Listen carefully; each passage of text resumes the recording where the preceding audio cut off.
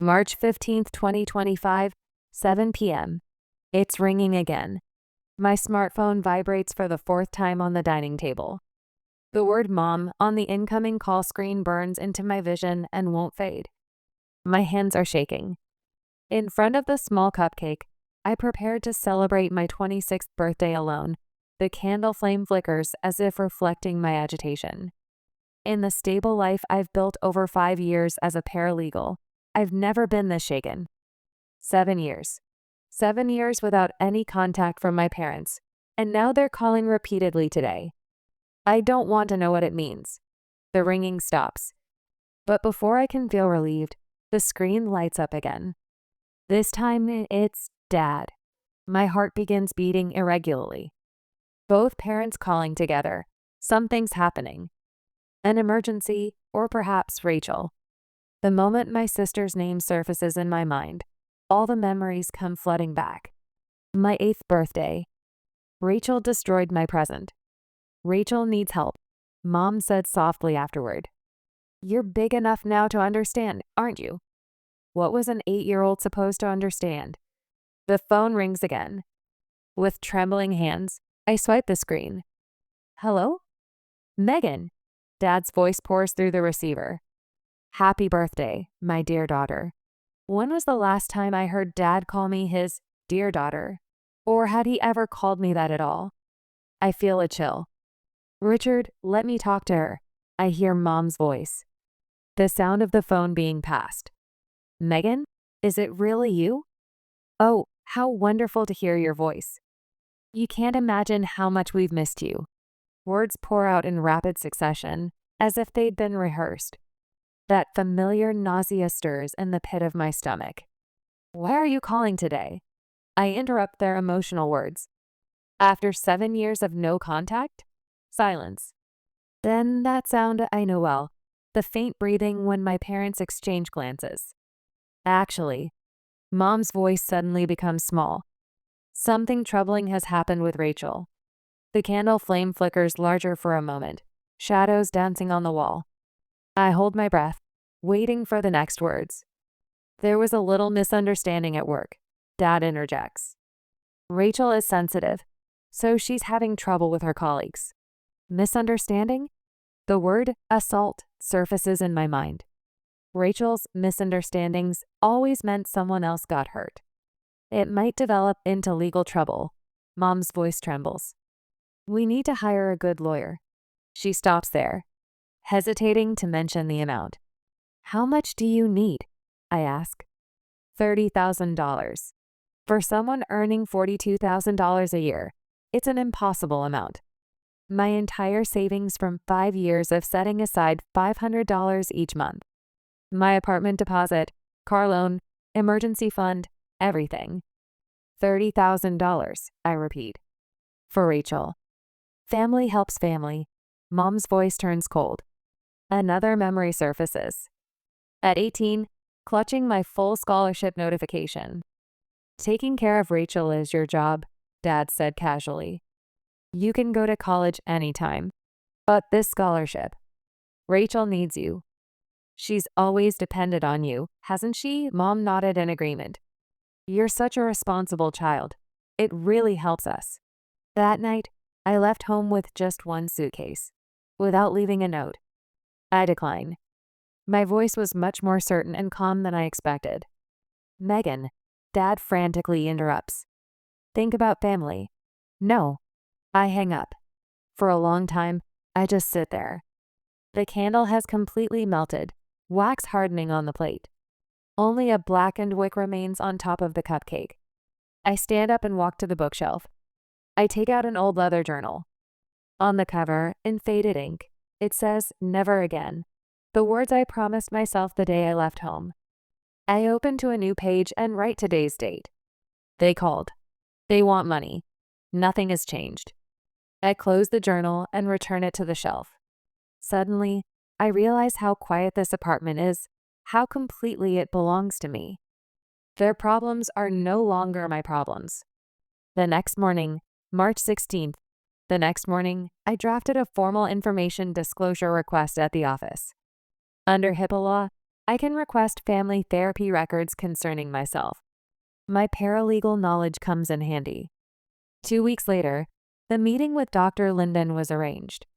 The search results for Rachel Carter assault didn't disappoint my expectations. When I finished reading the article, something changed inside me. My hands, which had been trembling, now formed fists. The truth I'd been running from for 7 years had finally caught up with me. I can feel fear beginning to transform into anger. The article appears. Reading the headline, my face turns pale. Woman assaults colleague, claims emotional regulation disorder. Rachel's photo accompanies the article. She has mom's sharp eyes, dad's dark pupils. And that expression was familiar, the same cold anger she used to direct at me as children. You look like you've seen a ghost. I turned to see my colleague Jeff leaning against the doorframe with a concerned expression. It's family matters. I minimize the screen. I'm surprised my voice sounds steadier than expected. Jeff approaches and sits down. I know that look. I didn't speak to my parents for 5 years either. I stare at him in surprise. I had no idea Jeff had such a past. I had a similar experience, Jeff says. Just because they're family doesn't mean you have to accept everything. After Jeff leaves, I reopen the article. 5 workplace incidents over the past 3 years. All quietly settled and covered up. This time, someone finally pressed charges. Rachel's pattern had finally reached its limit. My phone vibrates.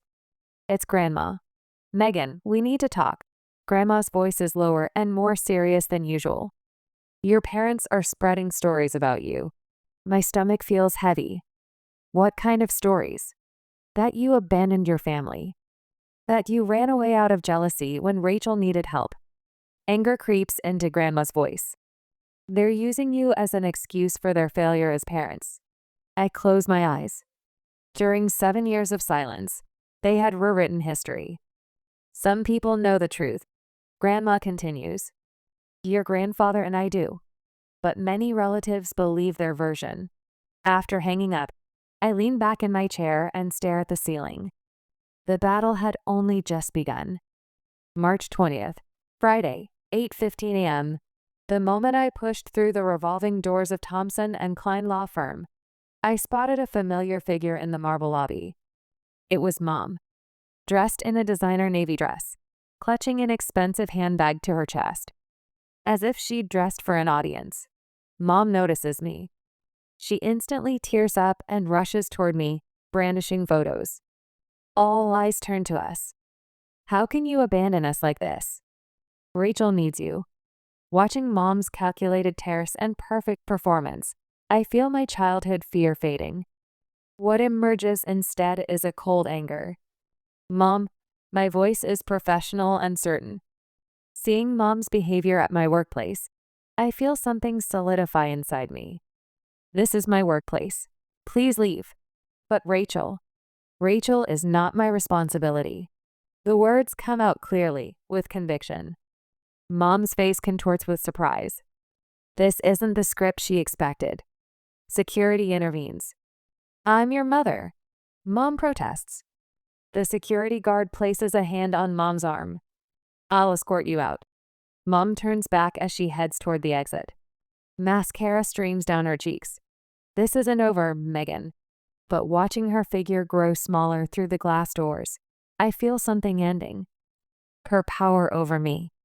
Same day, afternoon. Your father called 3 times this morning. My direct supervisor, Elaine, sounds tired. He claimed it was a family emergency and demanded your address when you wouldn't answer. My throat tightens. I'm sorry. Family problems. Elaine softens her expression. I have similar experience. What? When he mentioned sisterly responsibility, I recognized the pattern. Elaine smiles slightly. At this firm, your safety is our priority. You can access any support you need. Just let me know. A wave of relief washes over me. I couldn't talk to anyone about it. I've banned them from the building. And Megan, Elaine stands up. Take all the time you need. But remember, you're not alone. Back at my desk, I check my phone to find 17 notifications waiting. In the process of gathering evidence, I've been rediscovering my own strength.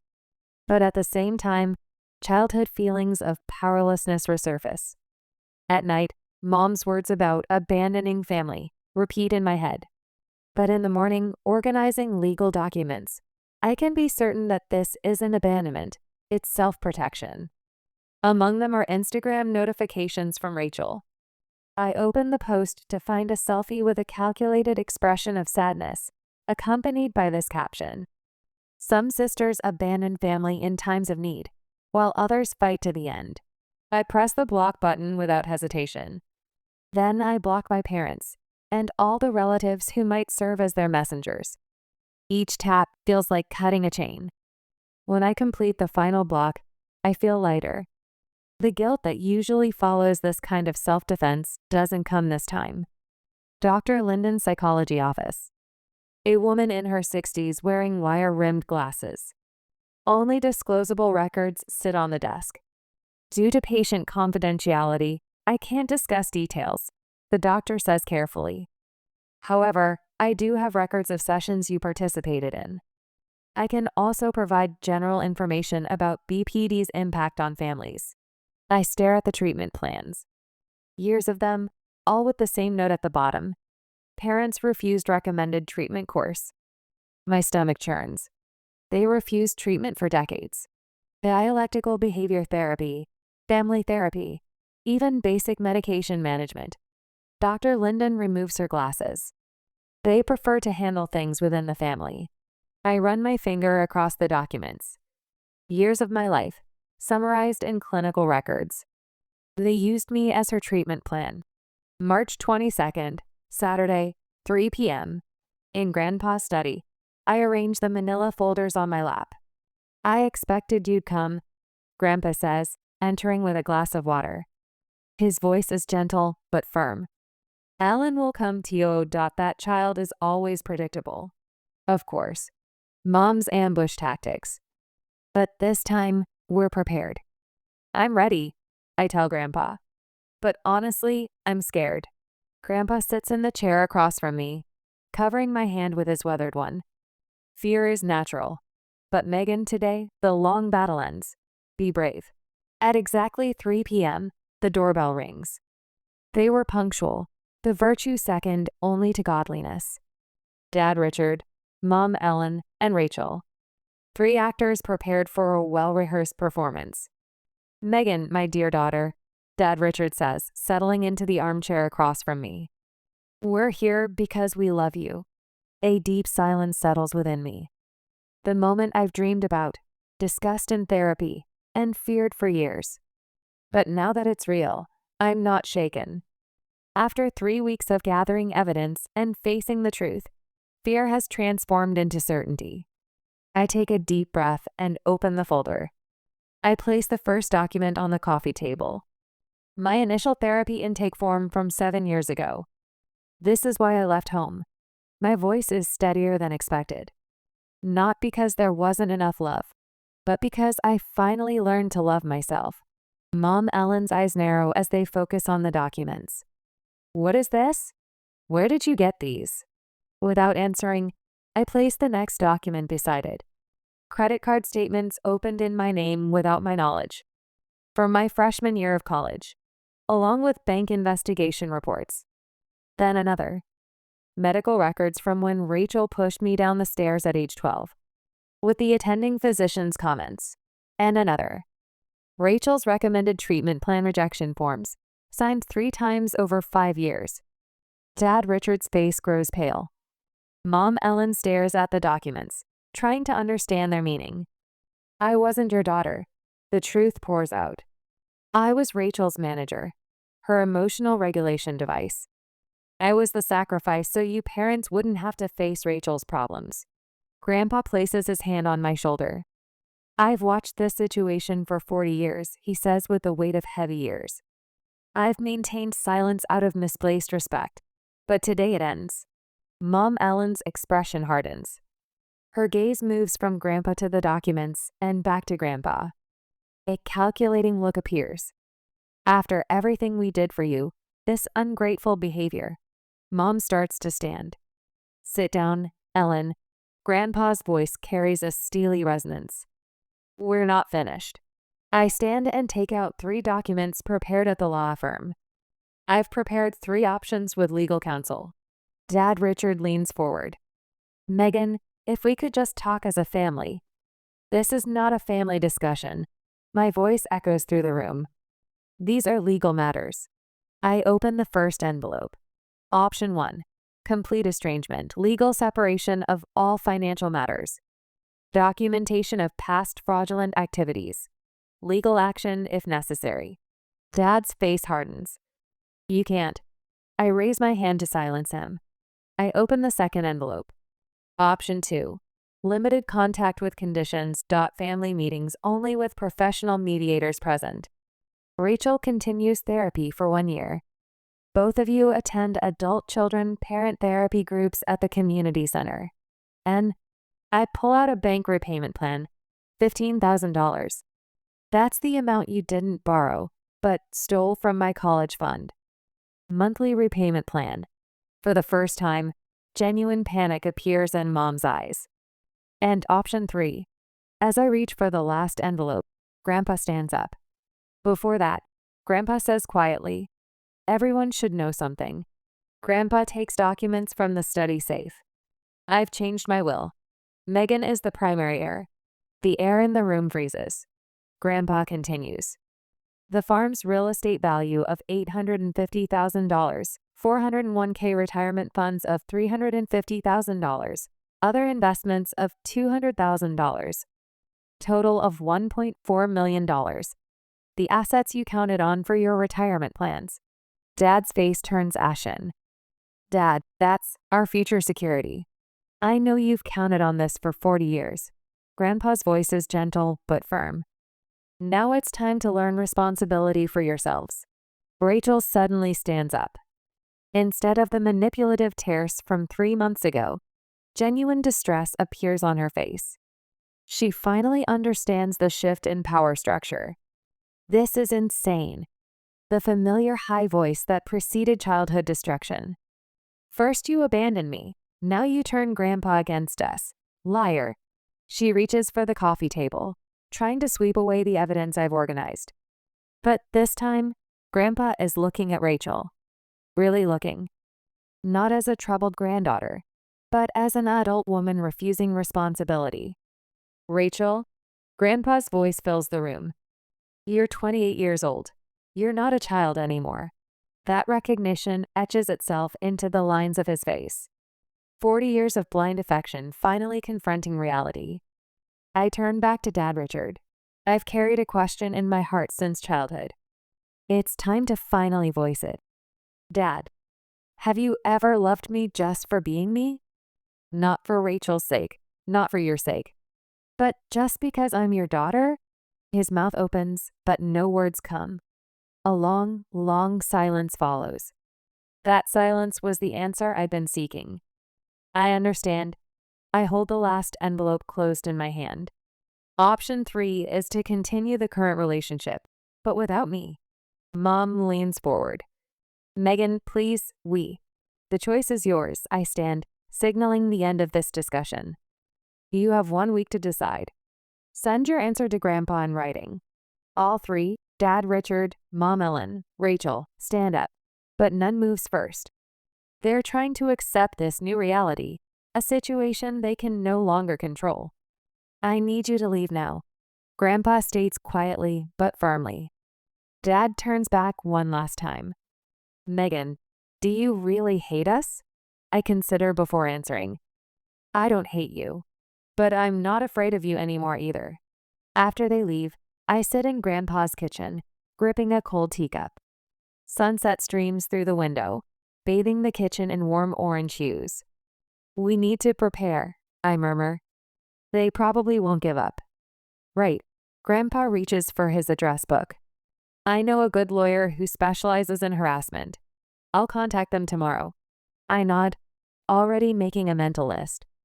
Restraining orders, new phone number, apartment security system. But now as preparation, not from fear. My phone lights up with messages from Hannah and Emma. And unexpectedly, from my colleague Jenna, I heard about your mother. I know a great security company that helped with my condo after my divorce.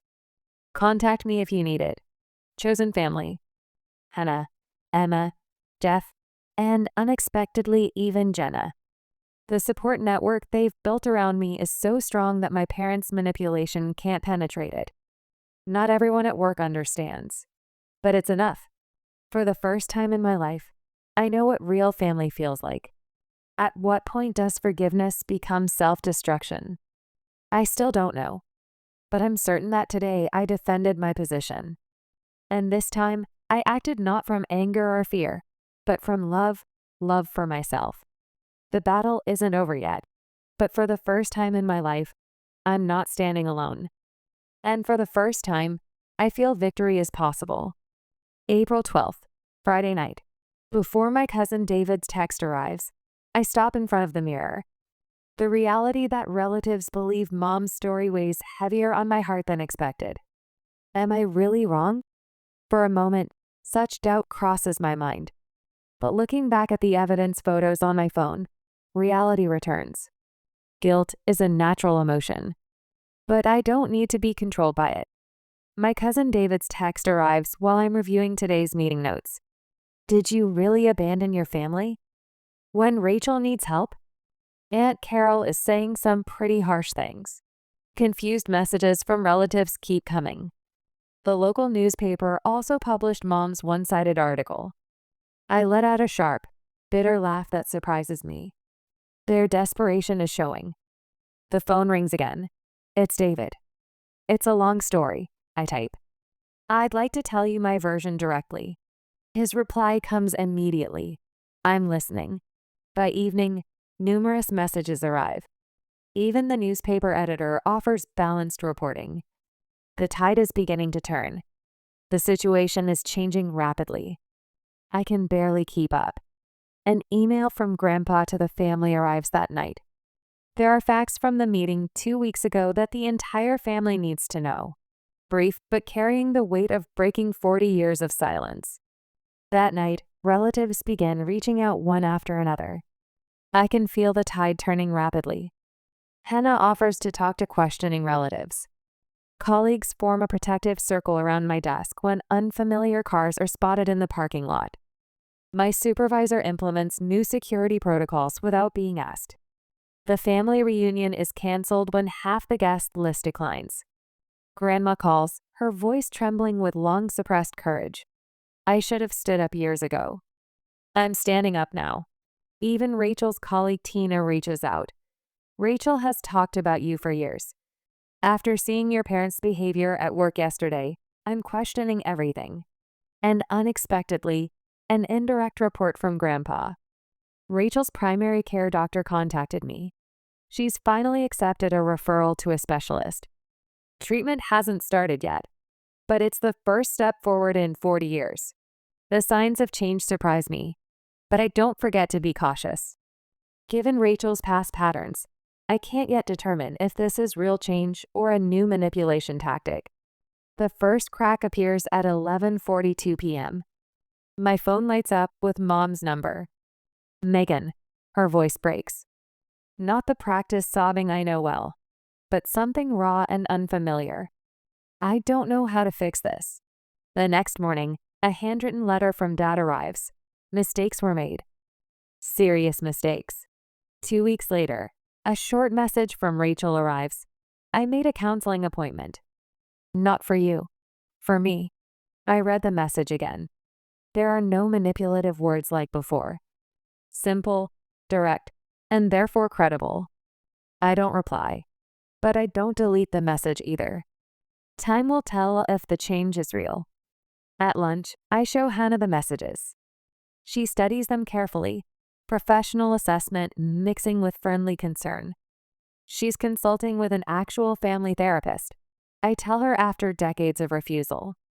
When toxic systems begin to collapse, Hannah says thoughtfully, stirring her tea, real change becomes possible. Not guaranteed, but possible. I nod. Neither of us feels victory or forgiveness. Just a strange, quiet certainty. They finally realize their old tactics don't work. The question now, Hannah says, is what you want going forward. Healing doesn't necessarily mean reconciliation. Looking out the window, I see tree buds just beginning to open in spring. I guess I need to figure that out. June 15th, Tuesday night. At exactly 6 o'clock, the three arrive. Grandpa is also participating online. Hannah says from the kitchen entrance, by setting the conditions, you've already won. On your terms. I take a deep breath and head to the door. My hand stops at the doorknob. I feel my heart rate increasing. I use the breathing techniques learned in therapy. 7 years of silence, and now they stand before me as if nothing has changed. I open the door. Megan, my dear. Mom Ellen immediately steps forward, arms open. My childhood comfort object, Mr. Buttons the teddy bear, dangles from her hand like bait. We really. I step back, maintaining distance. Please come in. The three look around my apartment. Framed diplomas. Furniture I chose myself. Photos with friends they don't know. Evidence of my new life. Dad Richard's gaze stops at the laptop screen. Grandpa quietly watching through the Zoom screen. The beginning of a modern family meeting. I wasn't told this would be a group meeting. Mom Ellen's expression hardens. Grandpa is family too, I answer calmly. Please sit down. Dad Richard, Mom Ellen, and Rachel sit on my sofa. Furniture I chose and bought myself, without asking anyone's permission or opinion. Megan, Dad begins taking an envelope from his jacket pocket. We've given this much thought and want to make things right. He pushes the envelope toward me. I don't touch it. $15,000, I say. That's the amount you didn't borrow, but stole from my college fund. There's a difference. Rachel leans forward, putting on a practiced emotional mask. Meg, I can't express how sorry I am for everything. Her voice breaks perfectly. The way I treated you growing up, the things I did. She reaches for my hand. I miss my sister. I pull my hand away. When did your therapist suggest saying that? Rachel's eyes flicker for just a moment with surprise, then calculation. But the next moment, her expression changes. The manipulative mask crumbles, replaced by fatigue and confusion. I've been going to counseling twice a week for 3 months. Rachel's voice carries a fatigue and honesty that wasn't there before. I'm not perfect yet, but I'm finally starting to understand what a terrible person I was. There's no dramatic performance in her words. Instead, there's quiet self-awareness. I don't expect you to forgive me, Rachel continues. Forgiveness is yours to give or not. I'm just trying not to be the same person again. The entire church congregation is praying for you. Mom interrupts, pressing her eyes. Pastor Miller asks about you every Sunday. How sad he thinks it is that you abandoned a sister struggling with emotional regulation. Don't you think family matters should be kept private? Dad adds meaningfully, lowering his voice. For everyone's sake. Mom suddenly clutches her chest. I left my blood pressure medication in the car. For years, these tactics had agitated me, sent me scrambling to make peace, to fix everything, to be the good daughter they needed.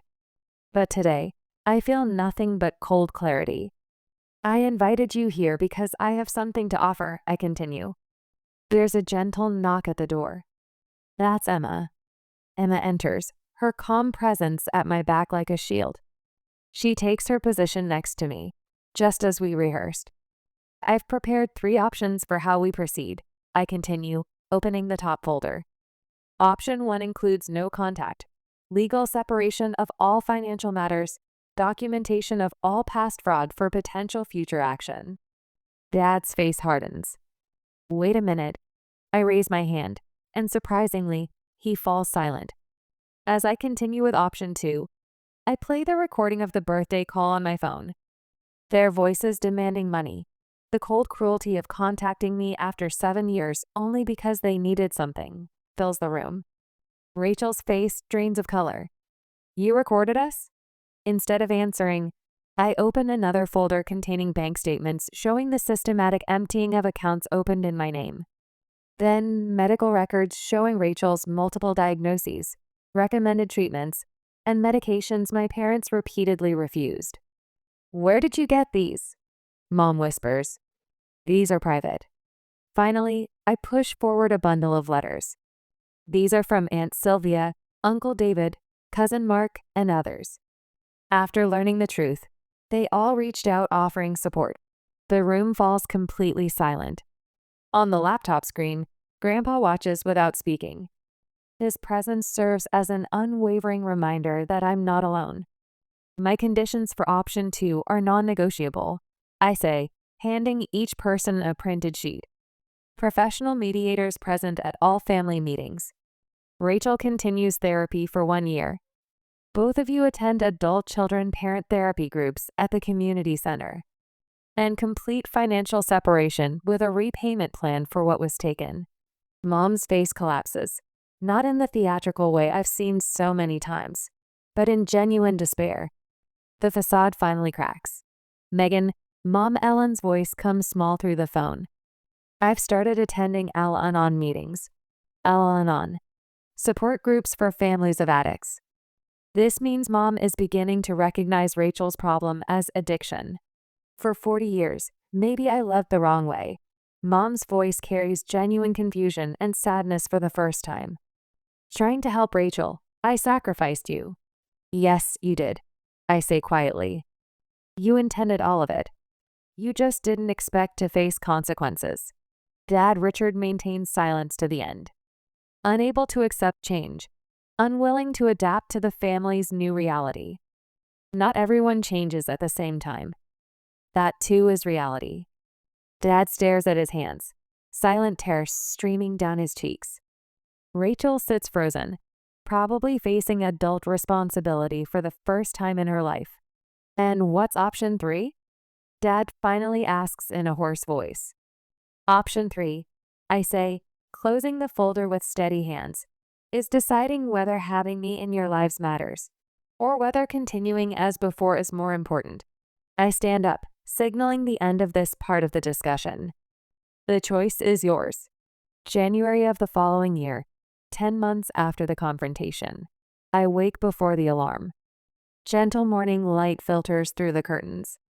10 months. The thought settles over me with warmth. 10 months since I reclaimed my life from decades of obligation and guilt. My morning routine unfolds with the intentional slowness that still feels luxurious. No crisis calls to manage, no Rachel to care for, no parents to appease. Just the quiet rhythm of coffee brewing and soft footsteps on hardwood floors. I stop in front of the gallery wall I created in the living room. Where there once were formal family portraits with 4 smiles, now there are natural snapshots of chosen family. Hannah laughing on a hiking trip, colleagues at a team retreat, Grandpa teaching me to make his famous blueberry pancakes. These faces reflect genuine joy, not obligation. At my desk, I open the leather journal. The same one I wrote in the night they called asking for money. I slide my finger to today's date and write, 10 months since reclaiming my life. The words flow easily. They no longer carry the sharp edge of anger they once did. Before heading to work, my phone starts buzzing with birthday wishes. Last year, I celebrated alone with a single cupcake. Tonight, friends will fill my apartment. The contrast isn't lost on me. Volunteering with online support groups has become the center of my week. Every week on Zoom, I talk with young adults facing family problems. I also receive anonymous consultations through chat functions. I see my younger self and their guarded responses, but I also sense their potential for recovery. My family has walked different paths through these 10 months. Rachel sends monthly email updates from her treatment program. Messages that were once defensive and accusatory are gradually shifting toward self-awareness. Mom attends Al-Anon meetings and is slowly recognizing how her enabling harmed both of us. Dad remains absent, unable to face the truth about the family he created. I'm also starting new projects. I no longer feel fear when Rachel calls. "Happy birthday," she says. Her voice is stable in a way it never was before. "Thank you. I say, curled up on the window seat, watching the sunset paint the sky in orange and pink hues. I've been thinking about you all day, Rachel continues after a brief silence. About who we were, who I was. She takes a deep breath. I'm sorry for who I was back then. I'm getting better. The words hang between us. The first genuine recognition in our entire lives. I'm proud of your progress, I tell her, and I mean it. But my forgiveness isn't your finish line. This is your journey now. After hanging up, I open the photo album Grandpa gave me months ago. It contains the few childhood photos that weren't overshadowed by Rachel's needs or my parents' expectations. I touch 6-year-old me's face. Serious eyes looking directly at the camera. I protected you in ways they never did, I whisper. The doorbell rings. Hannah arrives early to help set up for the weekend brunch. I close the album and return it to its shelf. Acknowledged but no longer defining. Walking toward Hannah's laughter, I feel the weight of the emerald pendant around my neck. Some legacies are worth claiming. Others are better left behind. March 15th, 2026, 27th birthday. To Megan, Hannah raises her glass, the corners of her warm brown eyes crinkling. To someone who showed us all what courage looks like. Friends gathered around the dining table join the toast. The table overflows with homemade dishes and wine bottles. Laughter bubbles up easily, genuinely, without guard. You know, Emma says, passing me another slice of birthday cake. When I first met you, you barely smiled. Look at yourself now. I see myself reflected in the window. Bright eyes, relaxed shoulders, an unforced smile. The woman looking back bears little resemblance to the person who sat alone a year ago, afraid to answer the phone. Grandpa arrives late, clutching a small package. At 76, he still walks steadily, though fatigue from today's long conversation shows in his expression. This was always meant for you, he says, pressing the gift into my hands. Inside is Grandma's emerald pendant, the one Mom expected to inherit. The gold chain catches the light. She wanted you to have it, Grandpa whispers. She knew you carried her spirit. After everyone leaves, I sit quietly with a cup of tea, taking inventory of the journey. My therapy graduation certificate hangs framed next to my degree. Support group contact information is still pinned to my bulletin board, though I facilitate more than I participate now. Volunteer work with young adults from toxic homes has become the most rewarding part of my week. I recognize my younger self in their wary eyes and guarded responses, but I also see the possibilities waiting for them when they understand boundaries. Forgiveness becoming self-destruction. At what point does that happen? I still don't fully know the answer. But right now, I don't need to. Today, I have choices. And having choices is enough. Morning light fills the room, and a new day begins. My 27th birthday. A birthday I'm celebrating as a completely different person than a year ago. The phone rings. This time I look at the screen with curiosity, not fear. Happy birthday, reads a text from Grandpa. Below it, come over this afternoon to make pancakes. I want to try a new recipe. Smiling, I type back. I'll be there. Looking forward to it. Outside, birds sing and the first warm wind of spring flows through the window. And for the first time in my life, I'm experiencing a morning that belongs completely to me. This is what freedom feels like. This is what choosing family means. And most of all, this is what choosing yourself means. This story has ended, but life continues. And that life has finally become mine.